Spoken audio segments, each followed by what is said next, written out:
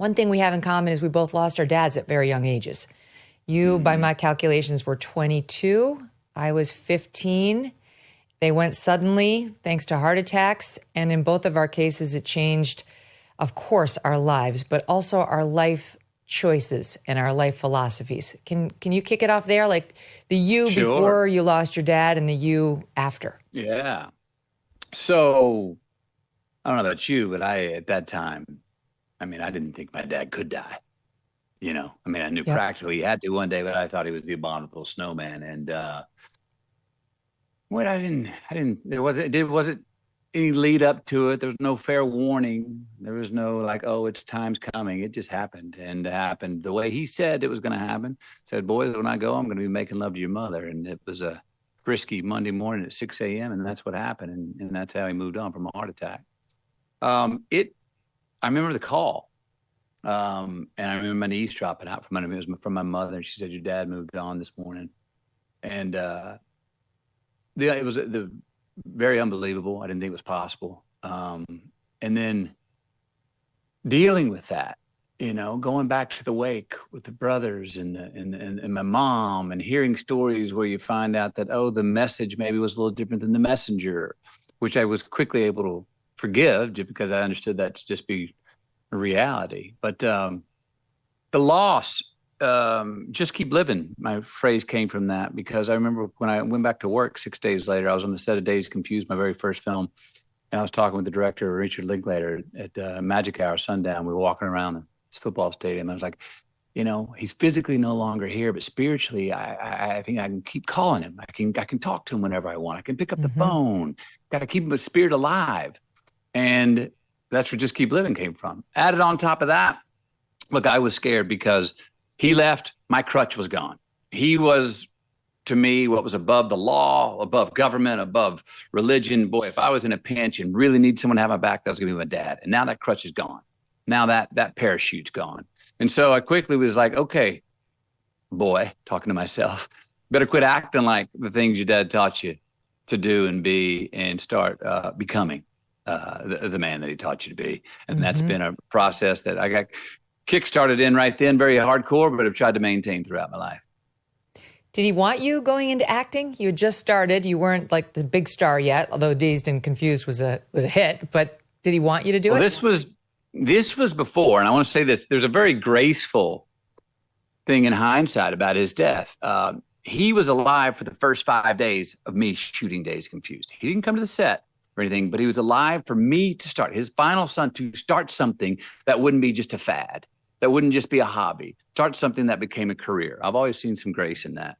But the call that I had with him 2 years prior to that, while I was headed towards law school at University of Texas, and it was a Tuesday night, I planned it. I said, I'm going to call him at Tuesday night at 7:30 p.m. It won't be Monday because there's too much stress about getting back to work. It'll be Tuesday. End of the day, he'll be on the couch having a beer with Mom. It'll be a great time to tell him that I want to go to film school instead of law school. And I made that call, 7:36 p.m. And he answered. He said, what's up, Monkey Man?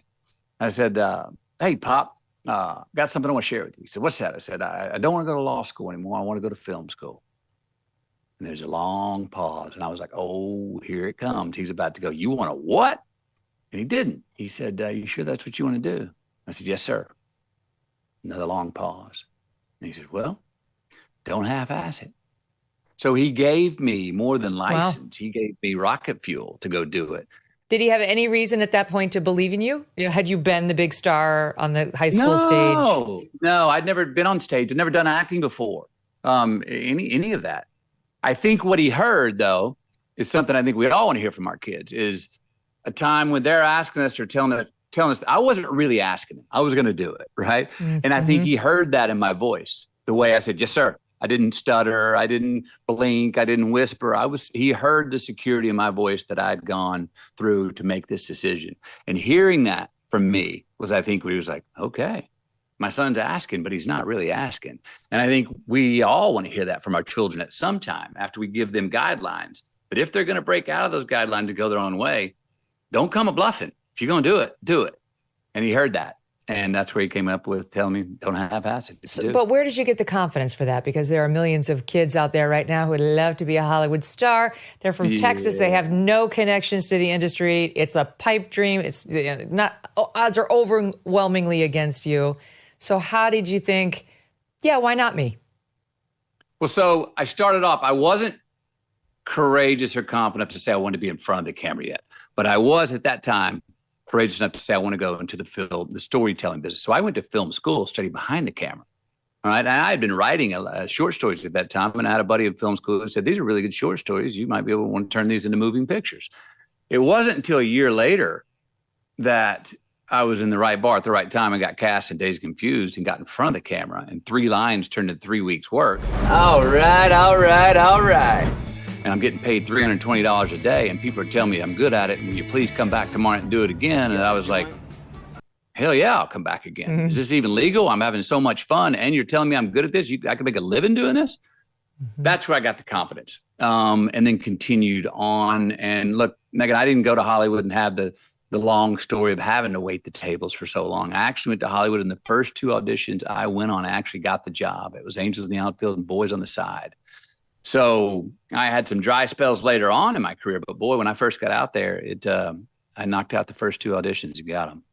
Well, I'm not surprised to hear that you were a writer, because when I read Poems and Prayers, it was obvious, and the thing that's special about the book is that it's a collection of poems and prayers from back when you were a teenager, when you were like 18. Yeah. And I wonder, I have been an avid journal keeper for most of my life, but when I occasionally pull out the ones from that period, it's awful. It's very humbling. I know what you mean. And now you had the courage to put it down in paper and publish it. So how does that feel, reading back on the earlier ones? So I went back and saw the early ones, and look, even in writing Green Lights, part of that was going back and looking at 35 years of my journey. Your memoir. And I looked at some of that stuff and I was like, oh, good gosh. The shame, the guilt going on. Are you kidding me? Look at the arrogant little prick you were. Who do you think you? But then after a while, I started to chuckle at those things. And that's why I added that poem in this book, which isn't a bad poem, but it's a very self-serious poem of an 18-year-old boy asking some big existential questions when you would think he would just be having a great fun time summer and under the sunshine. And I added it because it was a time. I gave a damn at 18. I still give a damn.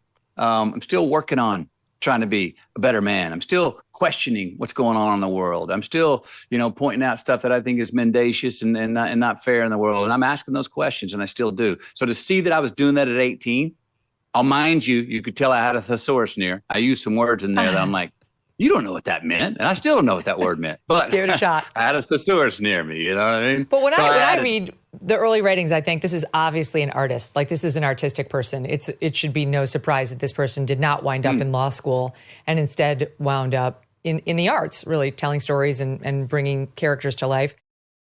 When inflation jumps, when you hear the national debt is over $37 trillion, do you ever think maybe now would be a good time to buy some gold? Well, it would be.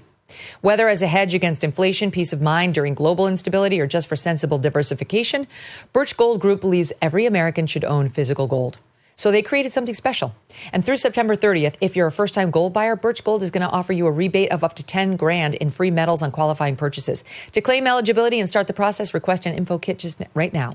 Text MK to the number 989898. Plus, Birch Gold can help you roll an existing IRA or 401k into one in gold. And you're still eligible for a rebate and free metals of up to $10,000. Make right now your first time to buy gold and take advantage of a rebate of up to $10,000 when you buy by September 30th.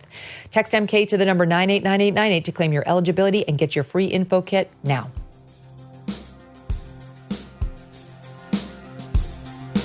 Thanks so much for watching. If you like what you just saw, hit the subscribe button for more clips and full episodes.